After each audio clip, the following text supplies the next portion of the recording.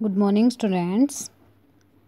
Our today's topic is soil suitability for crops. कि हमारी crops के लिए कौन से टाइप की सोयल है जो सुटेबल होती है, ठीक है, कौन सी परफेक्ट होती है, कौन सी में हमारी क्रॉप्स है जो वो अच्छे से ग्रो कर पाएंगे.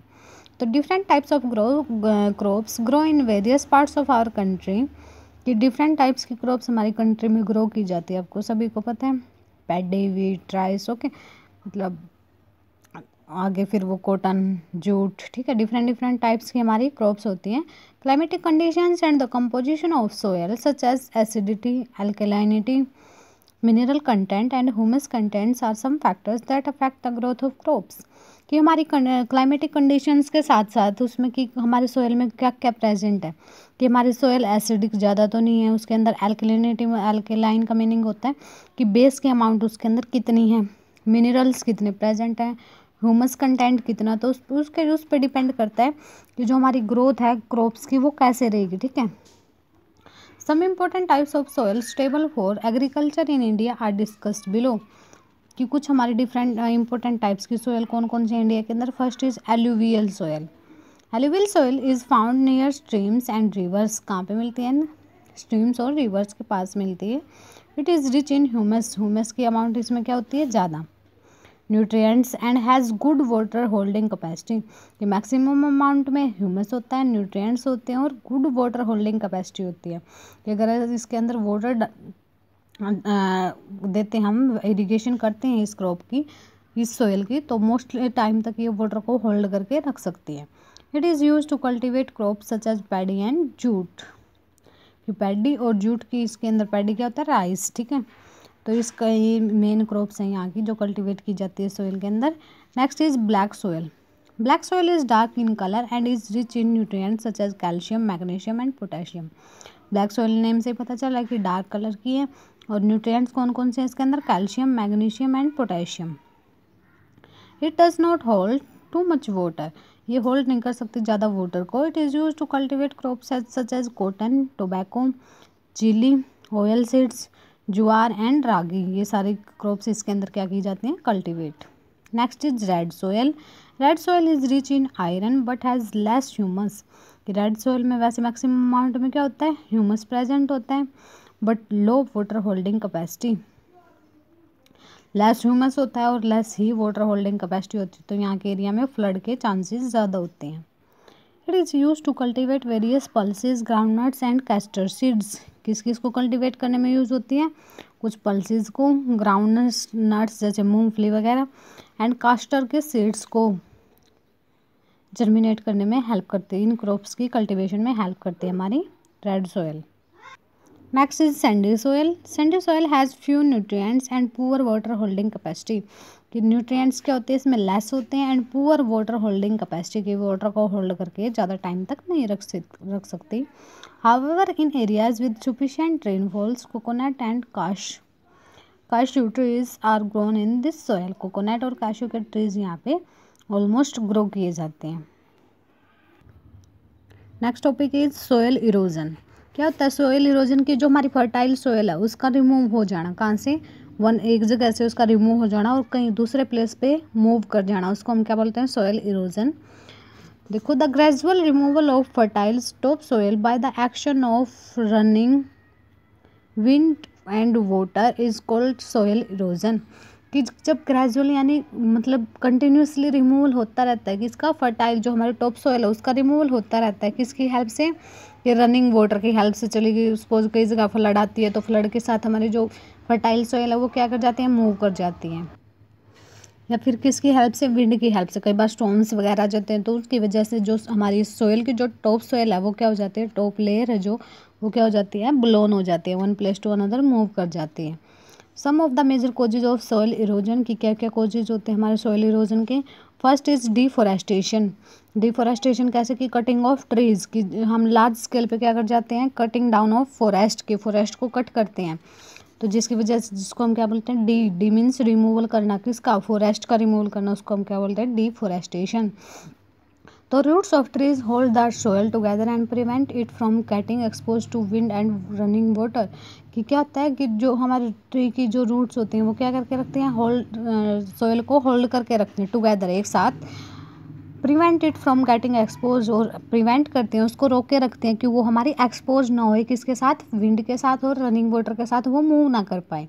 आपको पता है रूट्स क्या करके रखते हैं, होल्ड करके रखते हैं किसको, सोयल को। होल्डिंग कैपेसिटी रूट्स में ज़्यादा होती है, प्लांट्स के रूट्स में। With the removal of trees soil becomes loose and gets eroded easily with the moving winds and running water।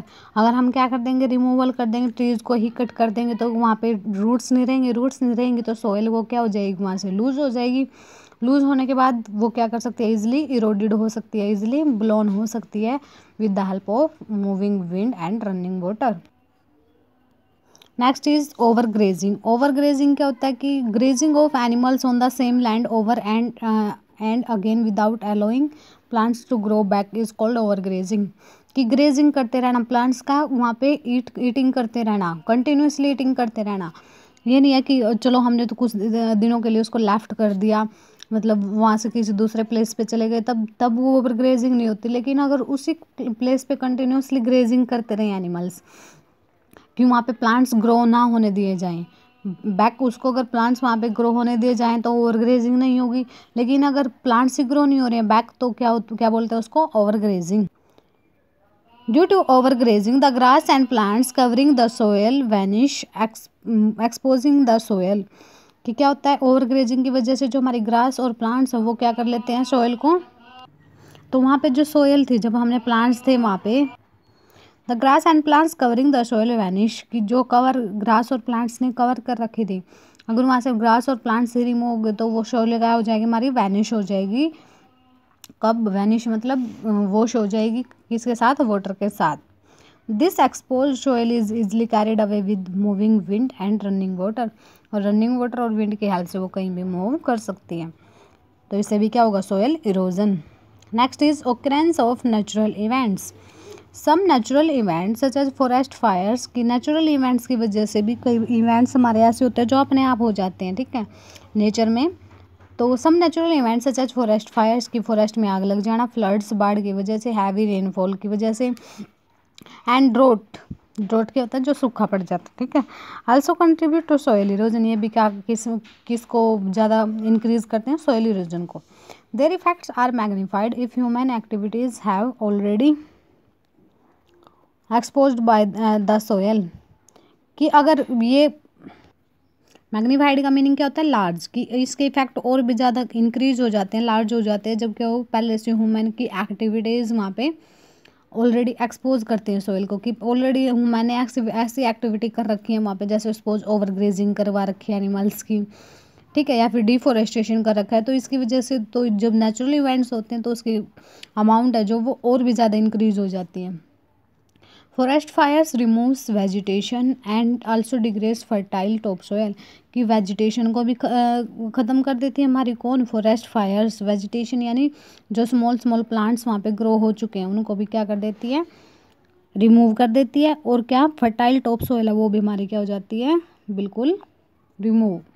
Heavy rainfall and floods wash away loose top soil, फिर जो हमारी top soil है जो loose होती है उसको क्या है, फ्लड्स की हेल्प से या फिर विंड की हेल्प से वो क्या कर जाती है, मूव कर जाती है। ड्रोट्स कोज प्लांट्स टू डाई, ड्रोट्स में क्या हो जाते हैं, प्लांट्स डाई हो जाते हैं, making it easier for winds to blow the top soil away, और इसकी वजह से भी जो हमारी जो टॉप सॉइल है वो इजिली क्या कर जाती है, मूव कर जाती है from one place to another place. तो ये हमारे 4 पॉइंट्स थे। First is deforestation, second is over grazing, improper, third रह गया हमारा इम्प्रॉपर फार्मिंग। इम्प्रॉपर फार्मिंग क्या होता है, improper farming method such as not making proper embankments around the agriculture lands leads to soil erosion mainly in hilly areas. कि अगर कोई भी फार्मर क्या कर रहा है, हिली एरियाज़ में क्या कर रहा है, वो एग्रीकल्चर कर रहा है, तो उसको क्या करना पड़ता है, एम्बांकमेंट्स, मतलब बाउंड्री फिक्स करनी पड़ती है उस लैंड की, ठीक है। अगर बाउंड्री उसने फिक्स नहीं की है तो क्या होता है, वहाँ से सोयल ब्लोन अवे हो जाती है इजिली, बिकॉज आपको पता है हिली एरियाज़ में क्या है, स्नो वगैरह होती है और कुछ नेचुरल डिजास्टर भी वहाँ पे क्या होते हैं, मैक्सिमम अमाउंट में होते हैं। तो जिसकी वजह से सोयल क्या हो जाती है हमारी, इजिली मूव हो जाती है one place to another, soil erosion वहाँ पे मैक्सिमम अमाउंट में हो सकता है। नेक्स्ट आपका नेचुरल इवेंट्स हो सकते हैं कोई भी, कि फॉरेस्ट फायर हो सकती है फ्लड्स की वजह से, या फिर ड्रोट की वजह से भी हमारे क्या होती है, सोयल इरोजन मैक्सिमम।